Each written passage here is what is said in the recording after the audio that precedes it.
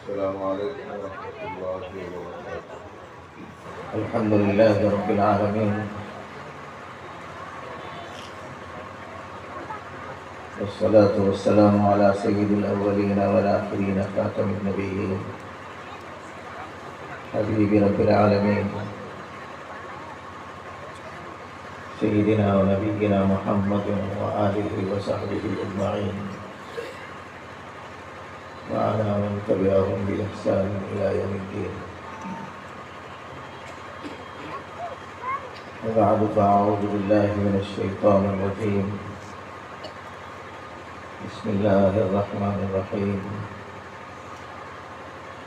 ألف لام را كتاب أنزلناه إليك لتخرج الناس من الظلمات إلى النور. صدق الله خالقنا العظيم.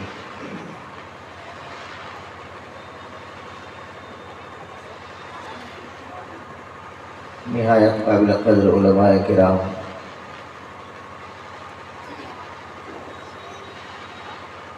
حفاظ نظام، سامعین عزیز احترام، خواتین اسلام،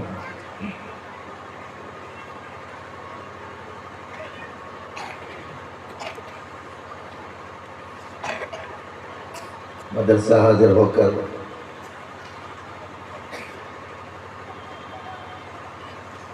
طلباء کی تکمیل سے واقف ہو کر ان پر کی گئی محنت کا مشاہدہ کر کے دل خوشی اور مسرت سے لبریز ہے۔ یہ کارنامہ بہت ہی غیر معمولی کارنامہ ہے۔ طلباء، اساتذہ، ذمہ داران ادارہ سب کے سب بہت ہی زیادہ مبارکبادی کے مستحق ہیں۔ ہزاروں جگہ تحفیظ قرآن کا نظام جاری ہے، حفظ قرآن کا اہتمام جاری ہے، لیکن اس انداز کی محنت ہے جس میں صحت ادا بھی ہو، مخارج کی رعایت بھی ہو، حفظ کی پختگی بھی ہو، صورتوں اور آیات کی وضاحت بھی ہو، اور کہیں سے بھی پوچھے جانے پر سنانے کا بچوں میں حوصلہ اور ہمت ہو۔ ایسے پروگرام بہت کم دیکھنے کو ملتے ہیں۔ یہ اللہ کا فضل ہے، عنایت ہے، مہربانی ہے، کرم ہے، اساتذہ کرام کی مخلصانہ کاوشوں کا نتیجہ ہے۔ حضرت مسیح الامت رحمۃ اللہ علیہ کے خلیفہ حضرت مولانا ڈاکٹر تنویر احمد خان صاحب رحمۃ اللہ علیہ فرمایا کرتے تھے کہ قرآن مجید اللہ پاک نے اپنے حبیب علیہ السلام کے قلب مبارک پر اتارا۔ علی قلبک، قرآن مجید نبی رحمت صلی اللہ علیہ وسلم کے قلب اطہر پر اترا اور آپ ہی کے قلب مبارک سے امت کے قلوب میں منتقل ہوا۔ تو حضرت فرمایا کرتے تھے کہ جن قلوب کو قلب نبوی سے کچھ نہ کچھ مناسبت ہوتی ہے، اس قلب کو اللہ یہ سعادت سے سرفراز فرماتے ہیں۔ اس لیے بہت خوش نصیب ہیں عزیز طلباء، اور اتنی بڑی نسبت اور اللہ کی اس مخصوص عنایت پر اس کا شکر بجا لاتے ہوئے اور پابندی تلاوت کا اہتمام،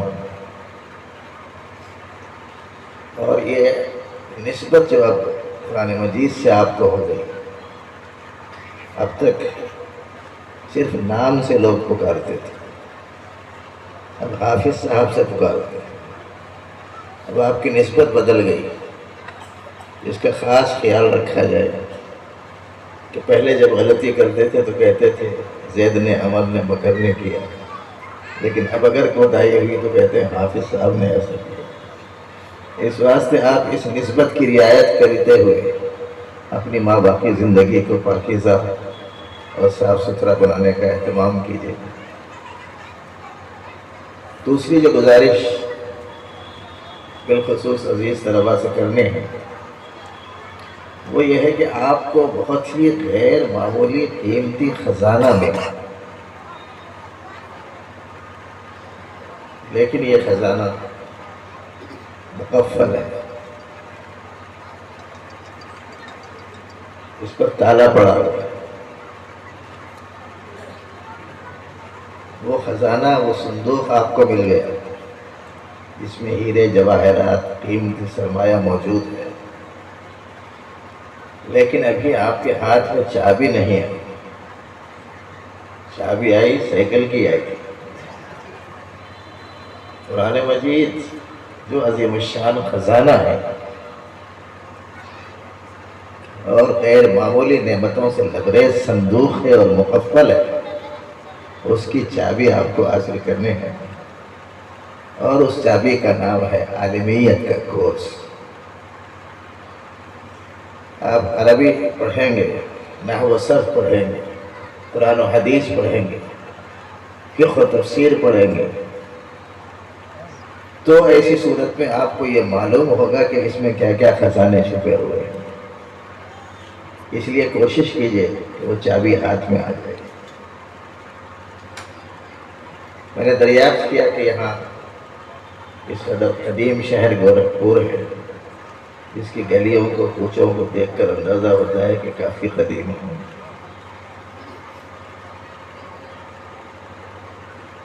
اور دین پسند لوگ بھی ہیں، بڑی بڑی شخصیتوں کی یہاں آمد رہی ہے۔ حضرت بانوی رحمۃ اللہ علیہ یہاں آتے رہے ہیں، حضرت مولانا افتخار صاحب تو یہاں مستقل رہے ہیں۔ اس کے علاوہ بھی بعض مشائخ کی وقتاً فوقتاً آمد ہوتی رہی ہے، اور اچھی خاصی تعداد میں مسلم افراد یہاں ہیں، اور بہت باشعور اور محبت کرنے والا طبقہ ہے۔ ایسے شہر میں دریافت کیا گیا کہ کیا بخاری شریف تک کی تعلیم کا کوئی جامعہ موجود ہے، تو یہاں کے ذمہ داروں نے بتایا کہ نہیں، ابھی صرف دوسری تیسری جماعت تک کا نظام ہے۔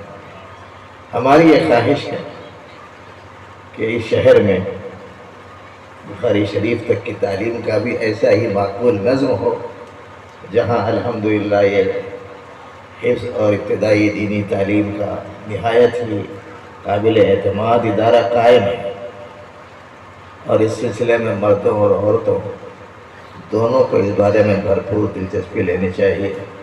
پڑھانے کے سلسلے میں عورتیں دلچسپی لیں کہ بچوں کو اس کے لیے آمادہ کریں، انتظامات کے سلسلے میں مرد لوگ دلچسپی لیں کہ مضبوط اور مستحکم ادارے قائم کریں۔ ہمیں یہ بات یاد رکھنی چاہیے کہ 1500 سال سے دین کے محفوظ رکھنے کا یہی ایک ذریعہ رہا ہے، شروع سے اخیر تک قرآن و سنت کو سیکھنا اور سکھانا، قرآن و حدیث کو پڑھنا اور پڑھانا 1500 سال سے جو محفوظ ہے، 1440-45 سال سے جو محفوظ ہے، اس کا سبب یہ ہے کہ ہمیشہ پڑھنے پڑھانے کا اہتمام رہا۔ اسی لیے وہ ذات گرامی جن کی نظر کو نظر کہا جا سکتا ہے، اور وہ ذات گرامی جن کی خبر کو آخری خبر کہا جا سکتا ہے، انہوں نے جو بات ارشاد فرمائی وہ ذہن میں رکھنا چاہیے آج امت مسلمہ کو۔ انہوں نے فرمایا تم میں سب سے بہتر وہ ہے جو قرآن سیکھے اور قرآن سکھائے، لیکن نہایت افسوس سے یہ بات کہنی پڑتی ہے کہ سرور عالم صلی اللہ علیہ وسلم نے جسے سب سے بہتر کہا، جن کی نظر تمام نظروں کے مقابلے میں سب سے زیادہ عالی، انہوں نے جسے سب سے بہتر کہا، جن کا علم پوری مخلوقات میں سب سے زیادہ، انہوں نے جسے سب سے بہتر کہا،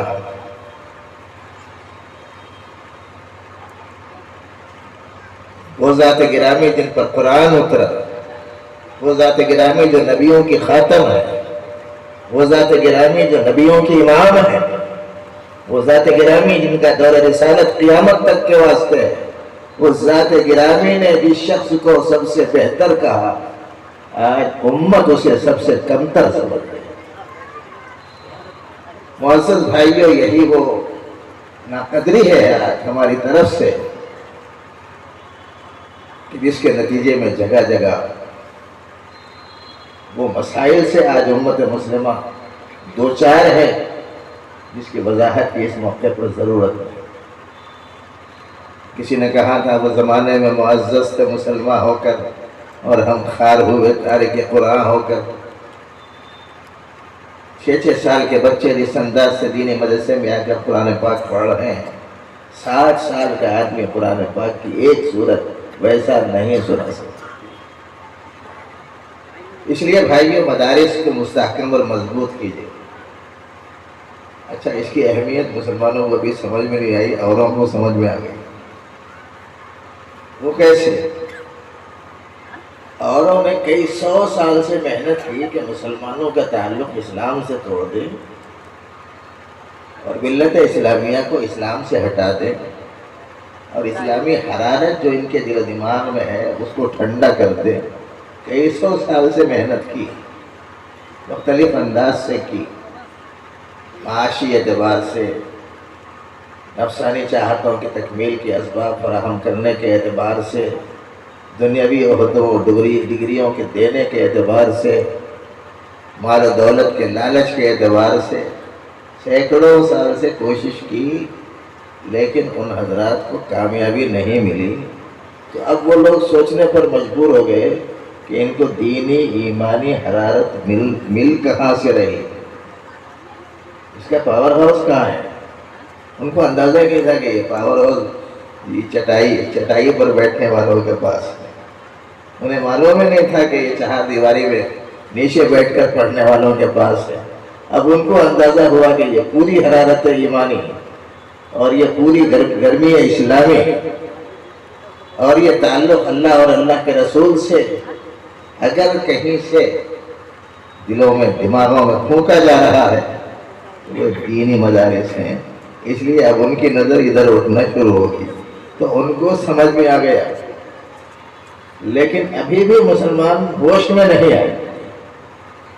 ابھی ہمارے نزدیک یہ ایک دوسرے تیسرے چوتھے درجے کی چیز بن گئی، اور زیادہ سے زیادہ پسندیدگی کی حد تک، وہ بھی شاید علماء کرام کے مسلسل اس کی اہمیت و فضیلت کو بیان کرنے کی وجہ سے لوگوں میں تھوڑی بہت اس سے محبت و انسیت دیکھنے میں آ رہی، لیکن ابھی ویسا نہیں نظر آ رہی جیسے نظر آنا چاہیے۔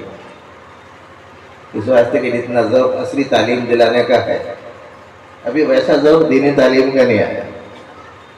جتنا خرچ کرنے کا مزاج دنیاوی تعلیم پر آیا، ویسا خرچ کرنے کا مزاج دینی تعلیم پر نہیں آیا۔